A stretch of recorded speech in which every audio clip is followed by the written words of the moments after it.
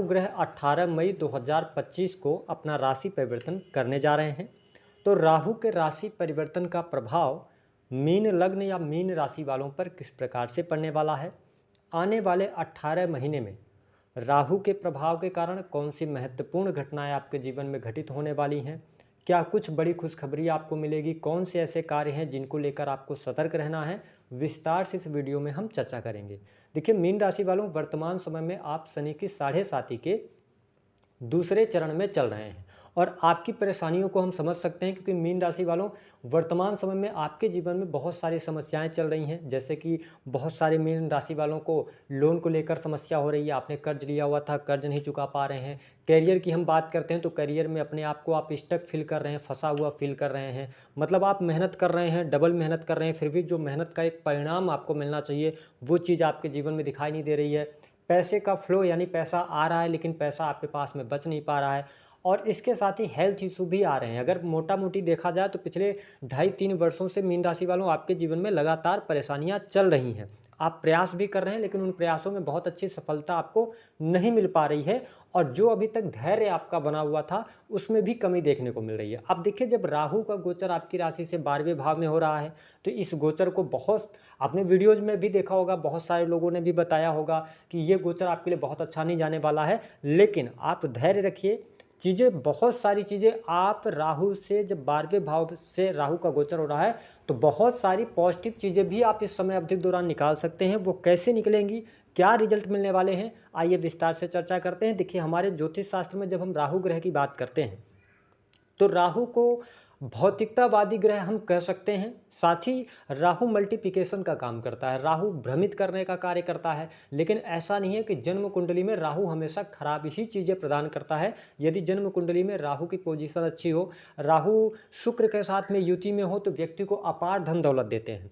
राहु की जब हम बात करते हैं तो राहु को हमारे रिलेटिव्स में अगर देखा जाए तो ये दादा को रिप्रेजेंट करते हैं, ठीक है, विदेश को रिप्रेजेंट करते हैं, साम दाम दंड भेद, माया छल कपट, ठीक है, चोरी भय, है ना, और साथ ही आकस्मिक रूप से होने वाली घटनाएं, आईटी सेक्टर हो गया, CBI, secretive job, research, data analysis, internet, चलचित्र, इन सभी चीज़ों पर राहु का कारकत्व राहु के पास में है। इलेक्ट्रॉनिक चीज़ों को भी राहु ही रिप्रेजेंट करते हैं। हालांकि उसमें मंगल का भी प्रभाव होता है लेकिन राहु से भी इलेक्ट्रॉनिक चीज़ों में राहु का भी प्रभाव देखने को मिलता है। ऐसी स्थिति में मीन राशि वालों बड़े ध्यान से इस वीडियो को आप समझिएगा। देखिए राहु का जो गोचर हो रहा है ना, वह आपकी राशि से 12वें भाव में हो रहा है।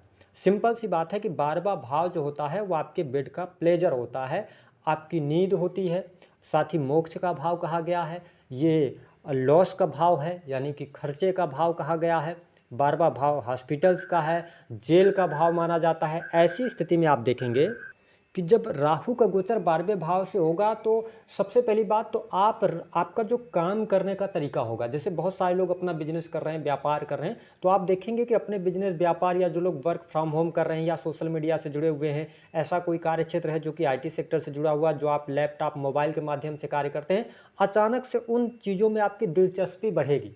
अचानक से आप रात्रि में ज़्यादा समय तक काम करना पसंद करेंगे, ठीक है। तो ये चीज़ यहाँ पर पॉजिटिव रहेगा। अब इसको आप नेगेटिव भी ले सकते हैं, ठीक है, लेकिन रात्रि में काम करने की आदत आपकी बढ़ने जा रही है। राहु का गोचर 12वें भाव में जब है तो मैं आपको स्पष्ट कर दूं कि जो लोग विदेशी भूमि से जुड़े हुए हैं, ठीक है, आप किसी भी माध्यम से जुड़ सकते हैं। आप जुड़े हुए हैं, जैसे ब्लॉगिंग हो गया, इंटरनेट के माध्यम से जुड़े हुए हैं, यूट्यूब हो गया, इन सभी माध्यमों से कोई भी माध्यम हो सकता है। अगर आप विदेशी कंपनियों से जुड़े हुए हैं, एमएनसी कंपनीज में काम करते हैं, ये राहु आपको बहुत अच्छे रिजल्ट देंगे, आपको लाभ मिलेगा। जिन लोगों के जीवन में अगर जन्म कुंडली के अंदर योग बना हुआ है कि आप विदेश से अर्निंग करेंगे, यही वह 18 महीने होंगे जब आप विदेश से जुड़ सकते हैं, डॉलर्स में अर्निंग कर सकते हैं, स्थितियाँ आपके लिए बेहतर होंगी। साथ ही इंपोर्ट एक्सपोर्ट के कार्यों से लाभ आपको मिलता हुआ नजर आ रहा है। विशेष तौर पर जो लोग इलेक्ट्रॉनिक गैजेट्स का इंपोर्ट एक्सपोर्ट का सामान मंगाते हैं या बेचते हैं, उनके लिए अच्छा रहने वाला है। ये स्थिति आपके लिए बहुत बढ़िया रहेगी। साथ ही आप देखेंगे कि 12वें भाव में राहु के जाने की वजह से थोड़ा सा मन पर आपका कंट्रोल नहीं होगा। मीन राशि वालों, यदि देखा जाए तो वैसे भी आप बहुत ही भावुक और इमोशनल होते हैं। अगर आप मीन राशि वाले होंगे तो आप इमोशनल चीज़ों को देखकर भी आपकी आंखों में आंसू आ जाते हैं। तो मैं आपके लिए क्या कहना चाह रहा हूँ कि मन पर थोड़ा सा कंट्रोल आपका कम रहेगा। तो ऐसी स्थिति में क्या करना है कि अपने मन को भटकने से रोकना है। किस तरफ होगा, क्योंकि ये बेड प्लेजर का भाव है 12th हाउस। ऐसी स्थिति में सेक्सुअल डिजायर्स आपकी बढ़ सकती हैं, एक से अधिक आप रिलेशनशिप की तरफ जा सकते हैं, क्योंकि राहु मल्टीप्लिकेशन का काम करेगा। तो ऐसी स्थिति में थोड़ा सा आप गलत संगति, गलत आचार व्यवहार से आपको बचने की आवश्यकता अवश्य रहने वाली है ना। साथ ही इनकम बढ़ाने के लिए आप प्रयास करेंगे, अपनी इनकम को कैसे ग्रो किया जाए उसके लिए आप प्रयास करेंगे, तो उसमें आपको सफलता मिलेगी। मैंने कहा कि अगर आप विदेश जाना चाहते हैं, विदेश जाकर काम करना चाहते हैं, नौकरी करना चाहते हैं, बिजनेस करना चाहते हैं, तो यह टाइम अच्छा रहेगा आपके लिए। विदेश का योग यहाँ पर बनता हुआ नजर आ रहा है। विदेशी भूमि से लाभ भी मिलेगा, क्योंकि शनि का जो मूवमेंट है ना वो आपके प्रथम भाव से हो रहा है। तो ऐसी स्थिति में यह ठीक रहेगा। देखिए, इसके अतिरिक्त अगर देखा जाए तो इस समय अवधि के दौरान थोड़ा बहुत ये ध्यान रखें कि परिवार पर ना आपको बहुत सारा पैसा खर्च हो रहा है। हो सकता है इस समय अवधि के दौरान इन 18 महीनों में परिवार में किसी व्यक्ति के शादी विवाह पर आपको पैसा खर्च करना पड़े, पारिवारिक जिम्मेदारियां उठानी पड़े आपको, है ना। तो ये चीज़ आपको करते हुए आप अपने आप को पाएंगे। हालांकि आपको बता दें कि जो लोग शेयर मार्केट वगैरह में से जुड़े हुए हैं, इन्वेस्टमेंट पोर्टफोलियो के साथ में जुड़े हैं, ट्रेडिंग वगैरह करते हैं, थोड़ा समझदारी पूर्वक आप आगे बढ़िएगा तो ज़्यादा ठीक रहेगा। अगर आपकी कुंडली में योग नहीं होगा तो इससे आपको भयंकर नुकसान होगा। साथ ही आपका नेचर इस टाइम फ्रेम के दौरान बहुत अच्छा रहेगा, आप हेल्प करना चाहेंगे लोगों की, है ना। तो ये स्थिति आपके लिए अच्छा है। साथ ही अगर देखा जाए तो किसी भी प्रकार से आपको इलीगल चीज़ों से बचना चाहिए, ठीक है। हो सकता है कि आप अभी यंग एज में हो, आप संघर्ष कर रहे हो, स्ट्रगल कर रहे हो लाइफ के अंदर, और आप मेहनत कर करके थक गए हैं, पेशेंस भी आपका लूज हो रहा है, यानी धैर्य अब नहीं रखा जा रहा। तो कुछ इलीगल चीज़ें आपके सामने आती हैं या गलत तरीके से पैसा कमाने का अवसर आता है, तो इस दौरान नहीं कीजिएगा। शनि की 7.5 का प्रभाव है, तो थोड़ा सा अगर पेशेंस रखेंगे तो चीज़ें आपके लिए बेहतर होती नजर आ रही हैं। वही जब हम बात करते हैं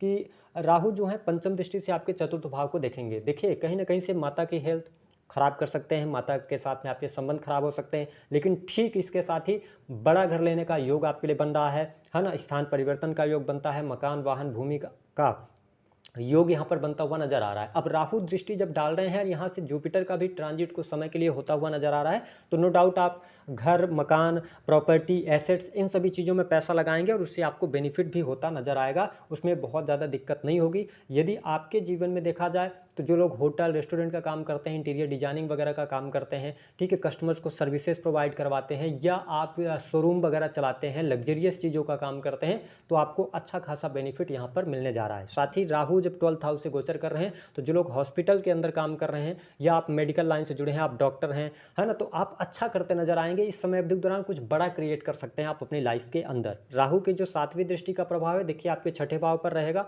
और केतु जो है ना वो आपके 6th हाउस से ही गोचर करेंगे।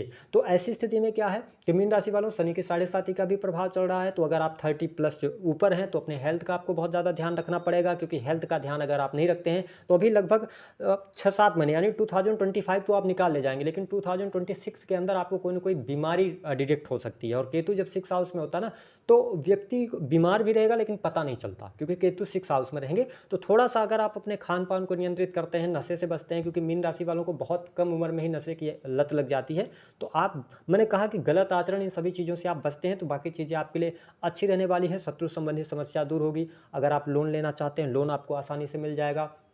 साथ ही नौकरी पेशा जीवन में अगर देखा जाए तो यहाँ पर बदलाव दिखाई दे रहा है। बहुत सारे मीन लग्न अथवा मीन राशि वाले जातक नौकरी में चेंज करते नजर आ रहे हैं, या एक कंपनी से दूसरे कंपनी की तरफ आप जा सकते हैं, ये स्थिति यहाँ पर बनती नजर आएगी, या आप नौकरी छोड़कर बिजनेस की तरफ जाएंगे, ये स्थिति आपके लिए यहाँ पर राहु बनाते हुए नजर आ रहे हैं। राहु की जो 9वीं दृष्टि का प्रभाव वह 8म भाव पर है।